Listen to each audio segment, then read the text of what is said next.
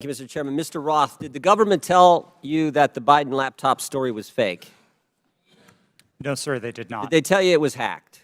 No, sir, they did not. On October 14, 2020, Twitter blocks the New York Post story on the Hunter Biden, the New York Post story on Hunter Biden and suspends their account. The night before, FBI Special Agent Elvis Chan sends you an email. The email says this: heads up, I will be sending a teleporter link for you to download 10 documents. It's not spam. Please confirm receipt when you get it. 2 minutes later, 6:24 p.m., you respond back, received and downloaded, thanks. What were those 10 documents? Twitter didn't give me access to my laptop, but Special Agent Chan has said publicly, and the FBI has confirmed that those documents did not relate to Hunter Biden, and that's my recollection of them. What did they relate to?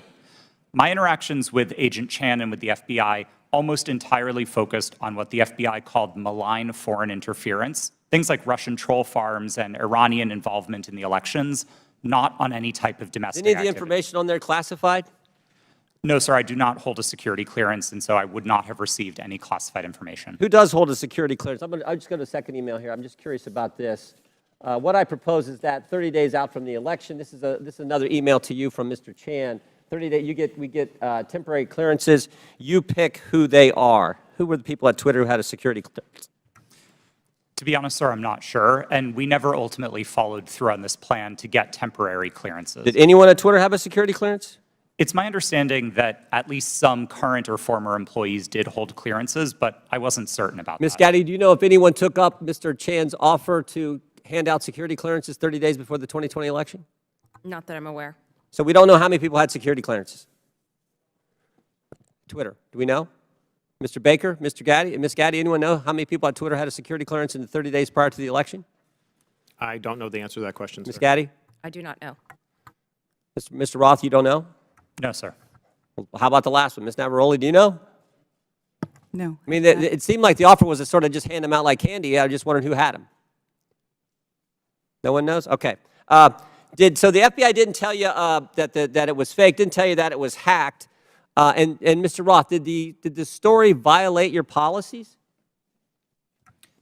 In my judgment at the time, no, it did not. Yeah, that's what you said. Said what I would propose, is you said it isn't clearly a violation of our hack materials policy, nor is it clearly a violation of anything else. So I think what a lot of people are wondering is if it didn't violate your policies and they didn't tell you it was fake, didn't tell you it was hacked, why'd you take it down?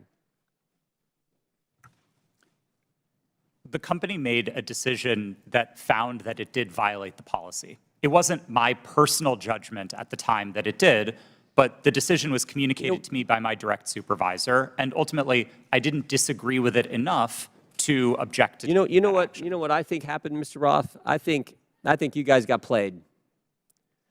I think you guys wanted to take it deep down. We saw what the chairman put up where you said, everyone in the White House is a fascist. I think you guys wanted it to be taken down. I think you meet with these guys every week. We know that's been established in the Twitter files. You had weekly meetings with Mr. Chan in the run-up to the election. They send you all kinds of emails. They send you documents on the super secret James Bond teleporter. You get information on that. I think you guys wanted to take it down. I think you guys got played by the FBI. And that's the scary part. Because we had 50, this to me is the real takeaway. 51 former intelligence officials 5 days after you guys take down the Hunter Biden story and block the New York Post account. 5 days later, 51 former intel officials send a letter and they say, the Hunter Biden story has all the classic earmarks of a Russian information operation. The information operation was run on you guys. And then by extension, run on the American people. And that's the concern. And to Mr. Raskin's point that you guys aren't bound by the First Amendment because you're a private company, okay, maybe so. But your terms of service don't have to comply with the First Amendment. Would that be right, Mr. Roth? They don't have to. You've said that as much in your testimony.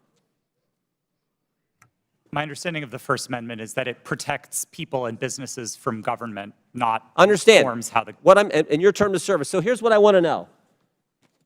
Here's what I want to know. Is this a violation of the First Amendment when the government, Mr. Chan, again, sending you an email saying, we think these accounts need to be looked at because they violate your terms of service? That's a different standard. So you got the government saying your terms of service, which don't have to comply with the First Amendment, but the government saying we don't think these accounts comply with your terms of service, please take them down.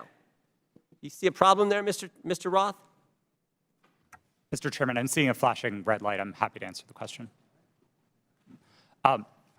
Do I think that that's a valuable use of the FBI's time? No, but I don't see in a request for review a problem under the First Amendment, no. I sure do. I thank the gentleman. I get back. Chair recognizes Mr. Conley for 5 minutes. Thank you, Mr. Chairman.